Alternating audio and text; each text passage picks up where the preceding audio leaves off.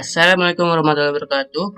Perkenalkan ya, nama saya Medical Shock ya, dan kali ini kita kan bahas tentang sedikit-sedikit tentang vaksin lah ya. Soalnya kan kemarin kan ya atau beberapa minggu yang lalu kan ada vaksin polio ya, yang namanya itu kita akan melakukan dilakukannya vaksin polio ya di Depok ya, di Aceh juga sama ya di Jawa Barat kan.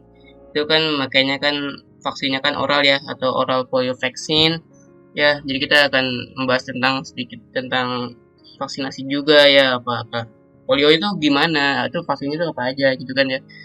Ini juga kita kan bahas tentang mekanismenya, mekanisme cara vaksin itu bekerja ya, atau bisa nggak sih bikin penyakit gitu atau enggak kan, atau mitos-mitos apalah ya pada vaksin gitu kan ya. Dan juga kita akan bahas tentang tipe-tipe vaksin itu apa aja ya secara umum kan apa aja. Dan juga kita akan membahas tentang apa aja sih yang bisa diberikan gitu ya kalau lewat apa aja, misalkan bisa lewat mulut atau lewat injeksi ini ya intramuskuler ya, atau lewat otot bahu ya, atau otot uh, bokong kan gitu kan ya. Dan juga kita akan bahas tentang kontraindikasinya, bagaimana apakah semua bayi boleh divaksin langsung atau tidak kan, atau yang lain-lain kan ya. Kemudian juga kita akan bahas tentang masalah dan isu ya terkait tentang vaksin atau kontroversinya kan, itu vaksin tuh guna nggak sih ya. Jadi kita akan bahas tentang satu-satu yang mulai dari definisinya ya. Oke, ini adalah kita akan membahas tentang definisi vaksin dulu ya. Jadi vaksin itu adalah agen biologis ya yang menimbulkan respon imun ya, sistem imun kan, terhadap antigen yang spesifik yang berasal dari patogen penyebab penyakit menular. Jadi ya patogennya apa aja? Patogennya kan ada banyak kan, bisa dari bisa dari virus ya kan, dari virus, parasit ya, parasit, atau bakteri ya, bakteri, atau cacing kan, cacing kan maksud Pak, cacing ya. Cacing itu maksudnya parasit atau protozoa ya, seperti apa ya, Entomobacter atau filariasis, virus kan kayak virus COVID, sekarang kan virus polio, bakterinya banyak kayak bakteri Streptococcus pneumonia, virus seperti virus Haemophilus influenza atau virus influenza kan ya, udah tahu kan ya, bakteri juga banyak banget sih, seperti bakteri ya meningitis ya, Neisseria meningitis kan, radang selaput otak kan, itu bisa bisa dicegah oleh vaksin ya. Ya, jadi agen biologis gitu. Jadi agen biologis yang menimbulkan respon imun terhadap antigen spesifik yang berasal dari patogen penyebab penyakit menular dan bisa dicegah ya oleh vaksin. Nah, kita juga harus tahu juga ya bedakan vaksin dengan imunisasi ya. Kalau vaksin itu adalah beda ya. Vaksin itu bisa tidak melibatkan imunisasi ya, dan juga vaksinasi tidak menjamin terjadinya imunisasi. Jadi dia bisa kayak tipe-tipenya kayak imunitas aktif lah ya kalau vaksin, soalnya kan dia kan harus terpapar dulu ya, terpapar dulu antigen atau patogen yang dilemahkan atau patogen yang sudah mati gitu, atau kayak virus yang sudah dimatikan kan, itu biar dapat antigennya gitu kan. Kalau misalkan nanti ketemu lagi, mungkin kita ketemu virus polio lagi, nanti bisa dilemahkan virusnya, jadi gak bakal terjadi komplikasi yang serius gitu kan ya, gitu gampangnya. Tidak terjadi gejala yang parah lah, seperti gejala kelumpuhan kaki itu kan nggak bakal ada kan kalau kita udah vaksin polio gitu gampangnya kan ya. Dan juga untuk imunisasi ya, imunisasi bisa juga sih melibatkan vaksin, bisa juga enggak gitu kan ya. Nah, kalau imunitas ini kan, kalau vaksin itu kan salah satu imunitas aktif ya. Ada namanya tuh imunitas pasif ya, imunitas pasif, imunitas pasif. Nah, kalau imunitas pasif itu apa? Imunitas pasif itu bisa tuh imunitas yang disebabkan oleh adanya ini, kayak dia transfer seperti antigen gitu ya, antigen atau antibody ya, atau transfer seperti sel imun ya, seperti sel imun sel T ya, ataupun untuk meningkatkan meningkatkan sel imun kita ya, agar kita mencegah penyakit-penyakit gitulah ya, biar tetapi tidak sekuat imunitas aktif ya seperti pada vaksin. Makanya vaksin itu lebih direkomendasikan gitu kan ini ya. Kalau imunitas pasif tadi udah ya, untuk kayak transfer sel T ya, transfer sel T, jadi kan sel imun kan sel T, dan kayak antigen antibody kayak IVIG kan, intravena kayak imunoglobulin gitu kan, transfer imunoglobulin itu masuknya ke imunitas pasif ya, gitu. Dan juga kita akan membahas tentang mekanismenya ya, mekanisme dari respon imunitas primer dan sekunder. Jadi beda ini, kalau primer itu pasti kan pertama kali ya, kalau sekunder kan pasti kan udah ada proses-proses setelah primer kan namanya juga primer kan, berarti kan mula-mula kan ya gitu. Oke, respon imunitas primer ya, itu respon imunitas primer saat kita diberikan vaksin ya, atau terjadi paparan seperti patogen gitu kan. Tapi kan kita kan vaksin, kita kan Contohnya ke vaksin ya, berarti saat kita diberikan vaksin kan, misalkan vaksin polio ya atau oral polio vaksin ya. Nah, itu kan terjadi respon imun primer ya terhadap antigen vaksin. Jadi antigen vaksinnya bisa banyak kan, nanti tipe-tipenya ada banyak ya. Contohnya virus ya, virus yang dilemahkan nanti dideteksi sama sel imun ya. Sel imunnya tuh ada banyak kayak seperti sel makrofag, sel sel dendritik ya, dendritik atau sel T juga bisa ya, sel T helper gitu kan ya, kayak kemana-mana gitu kan yang lagi bersirkulasi kan di pembuluh darah atau di jaringan gitu kan ya. Nah, nanti sel imun antigen presenting sel itu akan ke jaringan limfonodus ya, ke kelenjar getah bening terdekat ya, atau ke kelenjar timus ya. Kelenjar timus tuh yang ada di leher kita tuh ya, dekat-dekat tiroid ya, atau segala macam ya. Itu fungsinya itu sebagai rumahnya sel T ya. Sel T itu sel yang sangat kuat gitu kan, kalau misalkan sudah kayak sel imun yang paling kuat gitu ya, sel T gitu ya. Nah, nanti kalau misalkan ya terutama ke sel T ya, atau ke kelenjar timus, nanti akan berikatan dengan sel T gitu kan, berikatan dengan sel T. Nanti tuh sel T itu akan berubah ya, sel T itu akan berubah ya. Sel T akan berubah kan, ini kan juga nanti akan aktivasi antigen reseptor kompleks ya oleh sel imun. Ya itu sel imunnya kan misalkan sel makrofag atau sel dendritik nanti akan berikatan dengan sel T ya oleh antigen reseptor kompleks itu kan gampangnya. Nanti akan berubah menjadi sel T helper ya.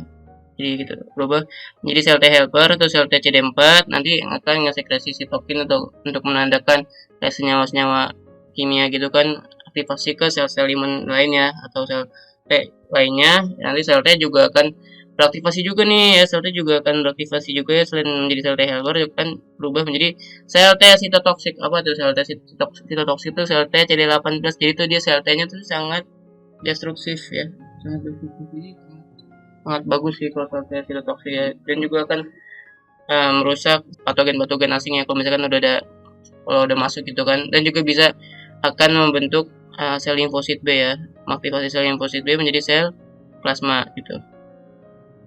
Dan juga pada respon imunitas sekunder juga nanti akan itu ya, ini kan juga dari chartnya juga nanti ya, kalau respon imunitas sekunder kan aktivasi sel limfosit B ya, nanti sel limfosit B akan berdiferensiasi atau class switching ya menjadi sel plasma nanti, dan juga sel memori juga ya, tergantung nanti sekresinya nanti antibodinya apa. Teman-teman sih bisa IgM ya, jadi kan IgM kan mula-mula ya, jadi IgM itu biasanya tuh sekitaran 0 sampai 3 minggu lah ya, atau tergantung dia apa gitu kan, ada yang 1 minggu, ada yang 2 minggu, tergantung dari patogen penyakitnya aja. Nanti kalau IgM udah berubah kan, class switching lagi atau berubah antibodinya lagi ya menjadi IgG atau IgA ya, dia berubah menjadi IgG atau IgA, nanti itu semakin kuat tuh antibodinya ya, titer antibodinya itu kayak semakin kuat, jadi meningkatkan sistem imunnya tuh lebih kuat ya kalau misalkan ada penyakit seperti polio lagi ya depannya. Itu juga jika ada paparan patogen spesifik juga kan, selanjutnya kan sama kan akan mempermudah mengusir patogen, jadi dan ini ya, dan meminimalisir gejalanya, jadi gejalanya tuh gak bakal separah kalau misalkan dia nggak vaksin gitu kan ya. Menuju kepada sel limfosit T spesifik ya. Tadi kan sel limfosit T juga akan berubah kan menjadi sel limfosit T spesifik atau sel T sitotoksik, dan juga sel T memori ya kan, agar dia kalau misalkan ketemu ada paparan kayak ketemu virus polio lagi atau virus covid lagi, dia juga akan meminimalisir gejalanya ya. Jadi akan mempermudah mengusir patogennya kan, soalnya kan udah ingat ya sama patogennya nih, kayak bikin strateginya gimana nih biar bisa mengusir ini bakterinya atau virusnya gitu kan, biar cepat gitu kan kelarinya tanpa ada gejala yang parah gitu. Juga kadar antibody serum juga itu akan naik ya sering berminggu-minggunya kan. Kalau misalkan ini kan kalau respon imun primer kan tadi kan saya bilang kan ya sekitar 0 sampai 3 minggu ya, itu nanti akan aktivasi sih sel plasmanya kalau terjadi paparan pertamanya ya, paparan pertama ya misalkan dari vaksin, dan juga akan terbentuk juga sel B memori ya. Jadi kan ini kan sel B doang ya, jadi ke sel B aja sih, jadi juga sel T itu juga bisa apa, sel T juga sama aja sih, jadi cuman ini kan di gambarnya kan sel B, sel B ya, sel T juga bisa ya. Sebelumnya saya juga lupa ya, kan dari sel B ya, sel B naif dulu kan berubah menjadi sel plasma nih, berdiferensiasi. Nanti kalau misalkan udah jadi kayak sekitar 6 sampai 8 minggu kan yang sini ya, akan terjadi respon imunitas sekunder ya. Jadi nanti sel plasmanya akan berubah ya menjadi sel yang sekresi antibodi IgM atau IgA ya. IgA itu yang mukosa sih ya, mukosa biasanya buat virus-virus influenza gitu, yang virus-virus yang ada di sekitaran hidung atau mulut gitu kan ya, sekitaran di mukosa gitu atau di mata gitu kan ya. Bisa itu yang IgA ya, sistem pertahanan awal gitu, sama IgM ya. IgM tuh biasa tuh lebih ke sistemik sih IgM ya.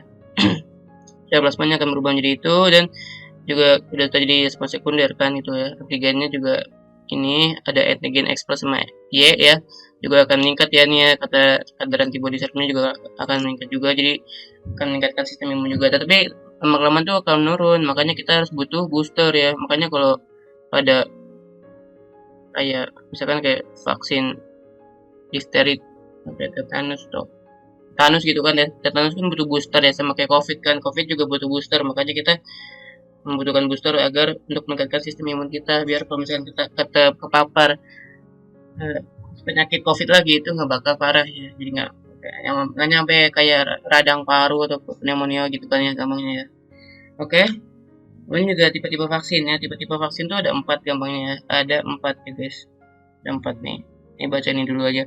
Itu ada tipe vaksin yang di kayak vaksin yang virus, misalkan virus ya, virus yang dilemahkan ya, atau virus yang dilemahkan, atau vaksin yang kayak virusnya tuh udah di virus, misalkan virusnya di nggak aktif, atau virus itu udah mati ya, virus yang tidak aktif. Kemudian juga subunit ya, subunit, dan juga ada toksoid ya, kayak vaksin toksoid atau toksin gitu ya, bisa kayak yang kayak beracun gitu ya. Jadi itu dia vaksinnya tuh kayak terpecah-pecah, nanti diambil antigennya sama sel-sel imun gitu kan, untuk memodulasi untuk meningkatkan sistem imun gitu kan ya gampangnya. Nah ini untuk dari tabel-tabel berbagai vaksin gitu kan ada banyak sih. Jadi kan ada vaksin yang dilemahkan ya, ada vaksin yang mati, ada vaksin juga nih, ada vaksin yang terbelah gitu kan. Itu juga vaksin yang kayak virus partikel gitu ya. Juga ada vaksin toksoid kan, tadi kan dari seperti kayak pada DTP ya, difteri tetanus pertusis ya, dijadiin satu. Juga ada vaksin rekombinan ya, jadi dikombinasi kembali. Kemudian juga ada vaksin konjugat ya, ada vaksin konjugat dan vaksin yang hanya polisakarida ya gitu. Juga sini ya dengan vaksin yang dilemahkan gitu kan, ini tipe vaksinnya kan. Ini kalau PAM itu PAMP itu apa? PAM itu adalah patogen associated ya, ini associated molecular pattern ya, patogen associated molecular pattern. Jadi itu dia kayak misalkan dia kayak mengambil ini kayak antigennya nih, ini kayak antigennya nanti diambil sama sel imunnya kan, tadi kan sama ya, antigennya nanti diambil sama sel imunnya ke di timus ya, nanti akan berkaitan dengan sel T dan segala macam, berubah ya menjadi sel T helper kan, berubah menjadi sel T sitotoksik ya, dan sel limfosit B, agar fungsinya tuh ujung-ujungnya kan jika ada paparan penyakit lagi kan, penyakit yang kita udah vaksinin kan, akan mempermudah mengusir patogen dan meminimalisir gejalanya ya, biar tidak terjadi gejala yang parah gitu kan, menyampai gejala yang parah.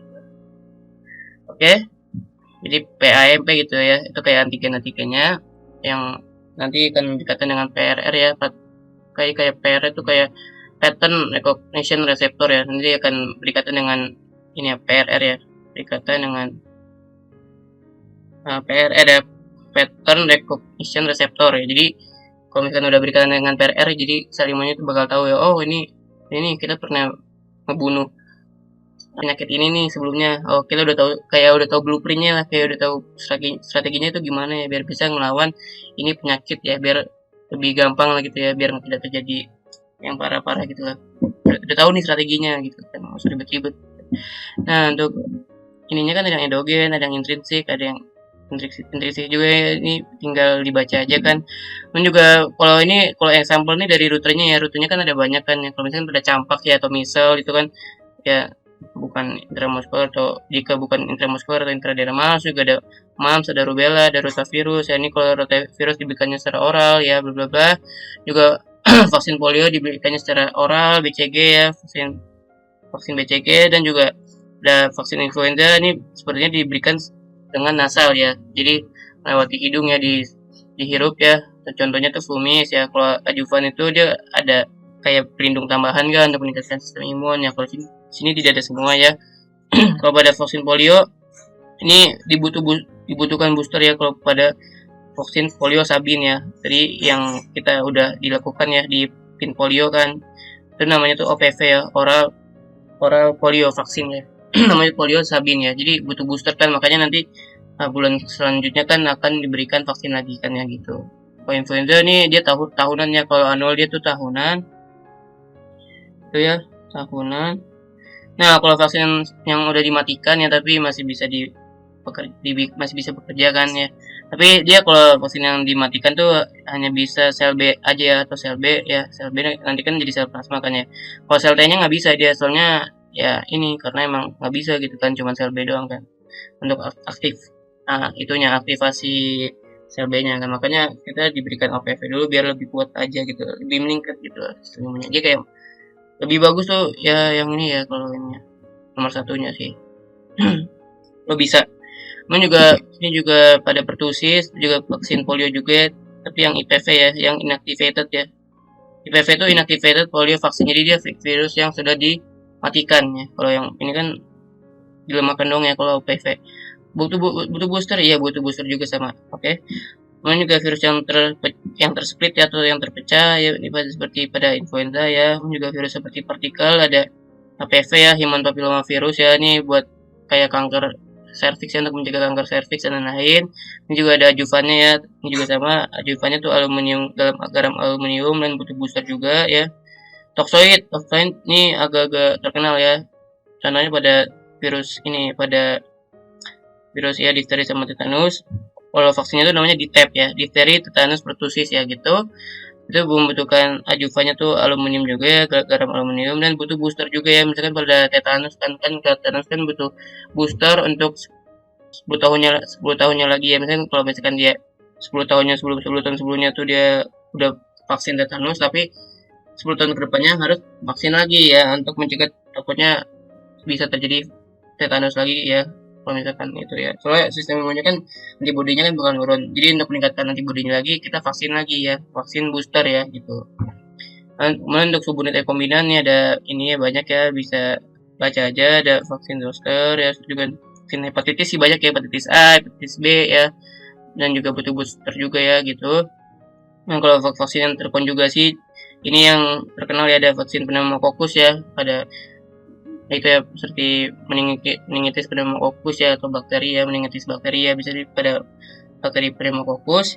Dan juga hemophilus influenza B ya, virus hemophilus influenza B ya, bisa pada flu gitu kan. Dan juga ada polisakarida ya, sama sini pneumokokus dan PPSP 23 ya, yang dimana tuh dia membutuhkan booster juga sih. Jadi ternyata sih dia membutuhkan booster ya, jadi tergantung dari ini aja, tipikal patogennya aja, atau tipikal ini aja, bakteri atau virusnya gimana gitu kan. Itu ikutin pemerintah aja. Kan juga untuk rute pemberiannya ya, untuk rute pemberiannya kan ada banyak kan ya. Kalau pada COVID kan, contohnya kan pada COVID itu dia rutenya tuh intramuskuler ya, jadi dia bisa sih pada bahu ya, disuntikan lewat bahu kan, lewat otot bahu atau muskulus deltoid. Juga ada intradermal, intranasal, subkutan ya, SK ya, jadi dia lewat di bawahnya kulit itu ya, di bawahnya dermis gitu kan, ada lapisan lemak gitu kan, subkutan. Atau oral ya, OPV kan, yang lagi hit sekarang kan ya, pada vaksin polio yang oral kan. Untuk kontraindikasi ya, kontraindikasi ini biasanya kalau pada anak-anak itu kan ditanyakan kan apakah ada demam sebelumnya atau kok mengonsumsi antibiotik ya. Jadi kalau misalkan ada demam atau anak-anak itu mengonsumsi antibiotik ya, ada penyakit sebelumnya kayak diare gitu kan, sebaiknya jangan dilakukan vaksin. Jadi kayak tunggu aja 1 minggu sebelumnya gitu kan, atau tunggu kata dokternya gitu kan. Jadi kontraindikasi pada pasien-pasien atau anak-anak yang sedang mengalami penyakit atau infeksi sedang atau berat. Kemudian juga ditanyakan juga ya, apakah dia terdapat alergi terhadap telur atau vaksin sebelumnya juga ada riwayat alerginya gitu ya. Juga ada apakah dia terdapat sindrom Guillain-Barré. Kalau sindrom Guillain-Barré itu misalkan dia ada kelumpuhan juga ya di kakinya sebelumnya gara-gara vaksin gitu kan, terutama pada vaksin influenza atau DTaP ya, difteri, tetanus, dan pertusis ya. DTaP itu dia difteri, tetanus, pertusis, difteri, tetanus, dan pertusis ya, pertusis gitu ya. Apakah mengalami sindrom Guillain-Barré gitu. Dan juga apakah dia sistem imunnya melemah ya, seperti pada kondisi-kondisi imunokompromis kayak HIV atau ada wanita hamil gitu kan ya. kalau pada anak-anak juga kalau misalkan lagi sakit gitu kan, sebaiknya jangan diberikan vaksin ya, takutnya lebih parah lagi harapannya. Jadi tunggu anaknya tuh normal gitu, normal kembali ya, jadi nggak ada penyakit gitu. Dan juga pada wanita hamil juga hati-hati ya, soalnya kan dia kan imunitasnya kan melemah ya, hati-hati juga pada wanita hamil ya, coba ditanyakan sama dokter dan tenaga medis lainnya. Dan juga masalah dan isu juga ya, ini ada banyak sih ya kayak kontroversial gitu, tidak ada hubungan antara vaksin dan autisme ya, dan juga tidak ada bukti bahwa mendapatkan terlalu banyak vaksin sekaligus membuat sistem kekebalannya itu kewalahan, tidak ya. Jadi justru malah membuat sistem imun kita makin meningkat ya, soalnya kan semakin mengenal ya adanya banyak penyakit ya, jadi semakin kita untuk kayak mempersiapkan ya segala strategi ya untuk kedepannya biar tidak terjadi ya gejala-gejala yang parah lah kalau misalnya kita vaksin gitu kan ya. Dan juga tidak ada bukti bahwa tidak memberikan vaksin atau beberapa vaksin saja bermanfaat, tidak. Jadi kita harus memberikan vaksin semuanya agar kita tuh mencegah ya, untuk mencegah terjadinya penyakit-penyakit infeksi yang banyak sekali ya kan, yang sering-sering gitu kan, infeksi yang sering. Juga vaksin ini tidak bertentangan dengan agama ya, tolong ya, vaksin ini tidak bertentangan dengan agama, ini halal ya, semuanya halal ya, jadi tidak ada kaitannya dengan agama dan segala macam ya. Jadi kalau misalkan wih, habis vaksin dia kena kena ini nih, kena alergi, itu karena alergi kan juga nggak semuanya kena kan ya. Jadi ya ada kayak misalkan 1 banding 1 juta yang kena alergi ya, nggak semuanya kena alergi ya. Jadi ya kan juga ditanganin juga kan sama nakes ya. Jadi gitu ya. Jadi tidak bertentangan dengan agama, dan gunanya vaksin itu untuk mengendalikan penyakit menular yang infeksi ya, yang infeksius, dan dapat dicegah di kemudian hari agar jangan kena lagi, nggak parah banget gitu kan, yang gampangnya gitu nggak parah banget, paling cuman demam-demam dikit-dikit doang lah, yang nggak sampai lumpuh gitu kan, pada polio kan ya, vaksin banget kan ya gitu ya. Jadi gitu untuk vaksinasi, untuk topik materi vaksinasi sekarang ya. Jadi kalau misalkan anda suka boleh klik like, share, and subscribe ya, komen boleh ya. Ya sekian.